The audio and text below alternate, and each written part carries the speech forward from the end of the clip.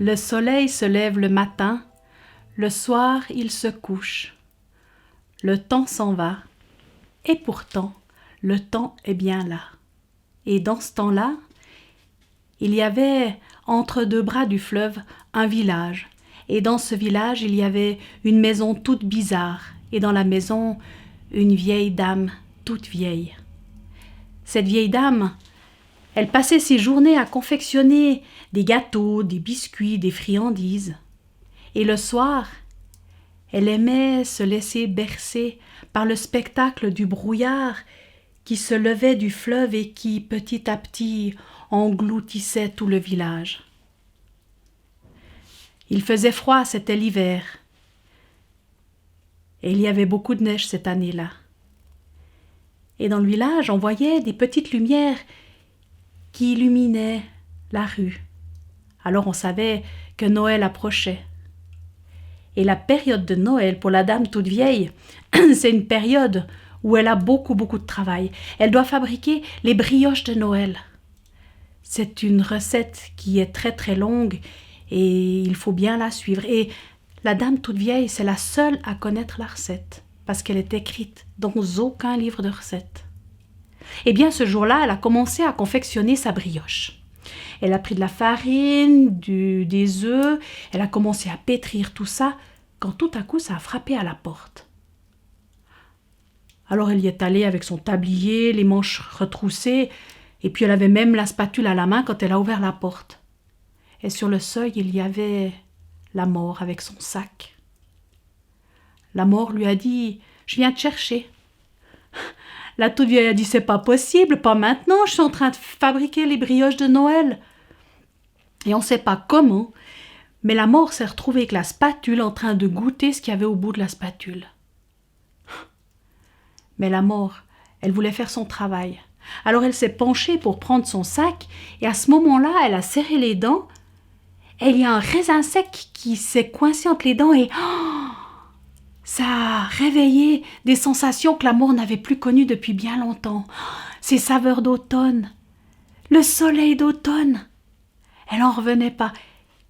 La dame toute vieille a saisi l'occasion de ce petit moment d'égarement de la mort pour lui claquer la porte au nez et lui dire « Revenez dans une semaine !»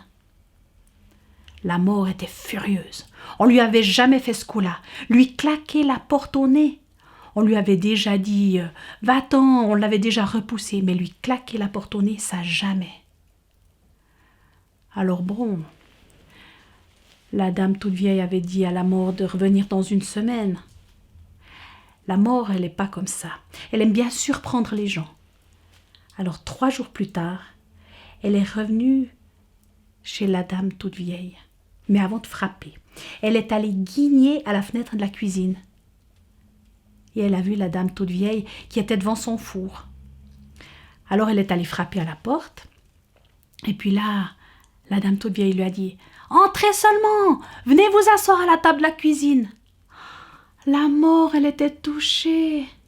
Personne dans sa vie, jamais personne ne l'avait invitée. C'était la première fois qu'elle vivait ça.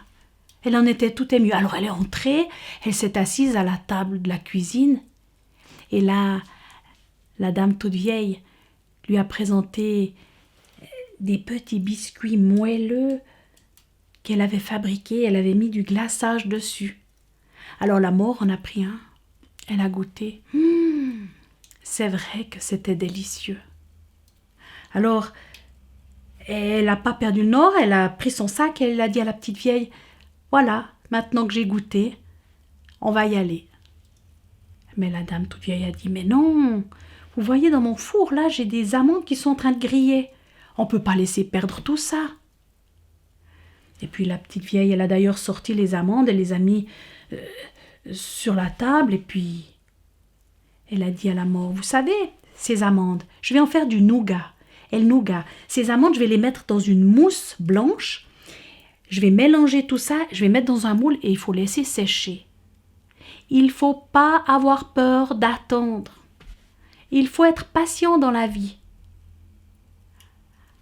Alors la mort, elle s'est dit dans le fond, c'est vrai, on n'est pas à un jour près.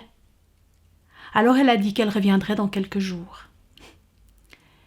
Et c'est comme ça que la mort s'est représentée chez la dame toute vieille quelques jours plus tard.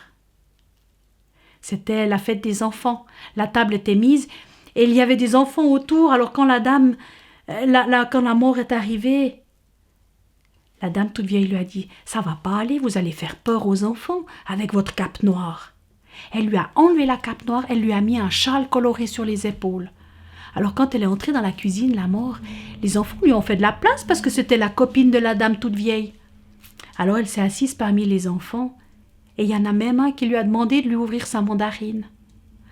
Alors elle a commencé à ouvrir la mandarine et puis elle a eu une petite larme au coin de l'œil. Oh, c'était peut-être une goutte de jus de mandarine qui lui avait giclé dans l'œil. Mais la mort n'a pas oublié pourquoi elle était là ce jour-là. Alors elle s'est levée, elle a enlevé le châle coloré et elle est allée chercher la dame toute vieille. Elle a monté les escaliers, elle les a descendus, elle a cherché et finalement c'est dans le petit cagibi qu'il y a derrière la cuisine que la mort a retrouvé la dame toute vieille. La dame toute vieille était en train de fabriquer une pâte avec des œufs puis de la farine et puis elle malaxait tout ça et puis la mort lui a dit « Je viens vous chercher, maintenant c'est l'heure. » « C'est pas possible, je suis en train de faire 3 nouvelles brioches pour Noël. » « Mais revenez à Noël et puis là vous pourrez manger tout ce que vous voulez. » Alors la mort est repartie et elle est revenue le jour de Noël. La dame toute vieille l'a invitée à s'asseoir à la table de la cuisine. Il y avait une nappe blanche et dessus, il y avait les 3 brioches. Elles brillaient comme de l'or. Alors la dame toute vieille en a coupé une tranche et elle l'a donnée à déguster à la mort. La mort a pris cette tranche, elle en a mis un bout dans la bouche, elle a fermé les yeux et elle a laissé les parfums se développer dans la bouche. Il y avait une part fruitée et puis une part épicée, vanille, cannelle. Ah, elle admirait, elle profitait de ce moment de délicatesse, les yeux fermés. Puis quand elle a ouvert les yeux, la mort, elle avait devant elle un grand bol de chocolat fumant. Alors elle a pris une gorgée de cette boisson chaude et sucrée. Elle en a même eu le regard qui s'est embué. Et cette fois, la dame toute vieille a remarqué la tristesse de la mort. Alors elle a enlevé son tablier et puis elle a dit à la mort « Je suis prête. J'ai caché dans les biscuits la recette des brioches de Noël. On peut y aller tranquillement. » Et on a vu dans la neige 2 ombres noires gentiment disparaître dans le brouillard jusque de l'autre côté du fleuve. Il paraît que depuis ce moment-là, la mort est devenue bien plus paresseuse à la période de Noël. Et il paraît qu'elle est aussi devenue un peu plus gourmande.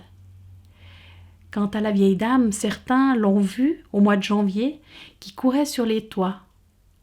Il paraît qu'elle distribue des friandises chez chacun. Et puis moi, je dois vous dire que je dois aussi aller cuisiner un gâteau là, parce que c'est l'anniversaire de Vincent. Joyeux anniversaire, Vincent!